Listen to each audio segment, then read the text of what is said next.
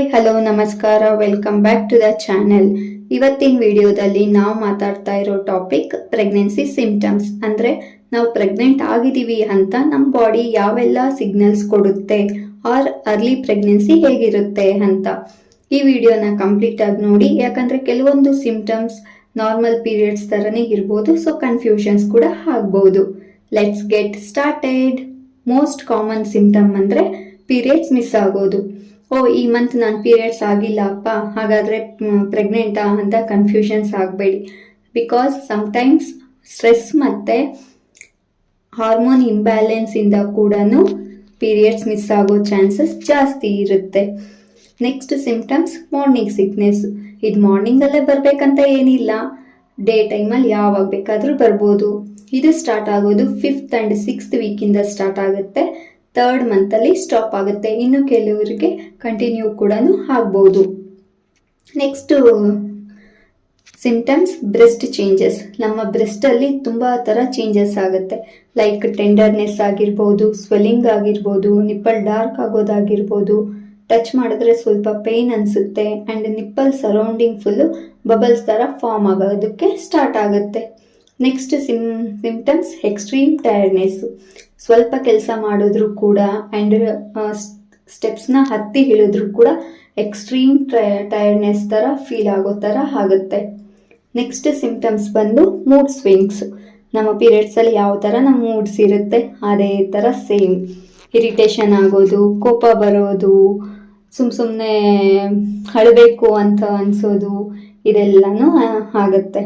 Next symptoms ಬಂದು food cravings.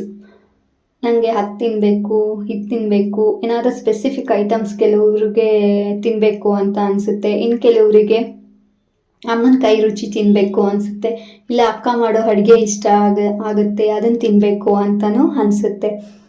Next symptoms ಬಂದು light spotting.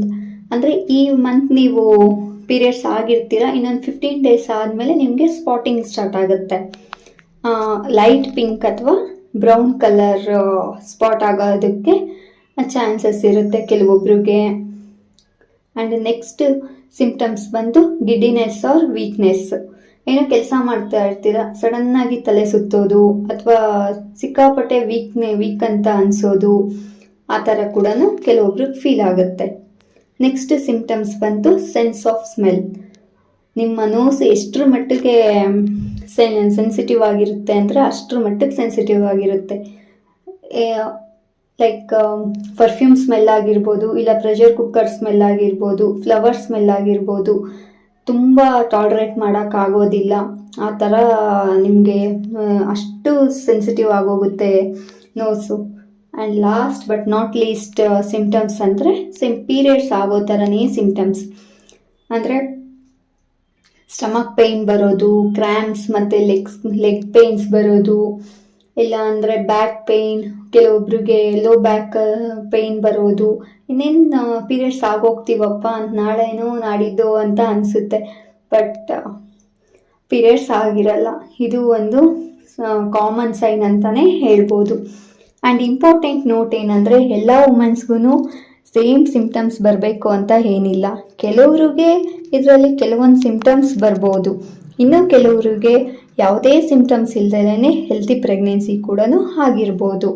And first ಪ್ರೆಗ್ನೆನ್ಸಿಯಲ್ಲಿ ನನಗೆ ಯಾವುದೂ ಇರಲಿಲ್ಲಪ್ಪ, ಆರಾಮಾಗಿದ್ದೆ ಅಂತ ಅನ್ನೋರು ಸೆಕೆಂಡ್ ಪ್ರೆಗ್ನೆನ್ಸಿಯಲ್ಲಿ ಈ ಥರ ಫೀಲ್ ಮಾಡ್ಕೊಂಡಿರ್ತೀರ.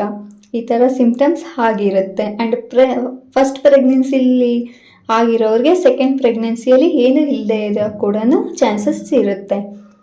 ಸೊ ಬರೀ ಸಿಂಪ್ಟಮ್ಸ್ ಬೇಸ್ ಮೇಲೇ ಡಿಸಿಷನ್ ತಗೋಬೇಡಿ.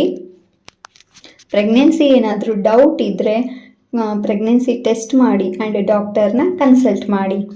ಈ ವಿಡಿಯೋ ಯೂಸ್ಫುಲ್ ಅನಿಸಿದ್ರೆ ಶೇರ್ ಮಾಡಿ ಆ್ಯಂಡ್ ಲೈಕ್ ಮಾಡಿ, ಸಬ್ಸ್ಕ್ರೈಬ್ ಆಗಿ. Thanks for watching. See you in the next video. Bye.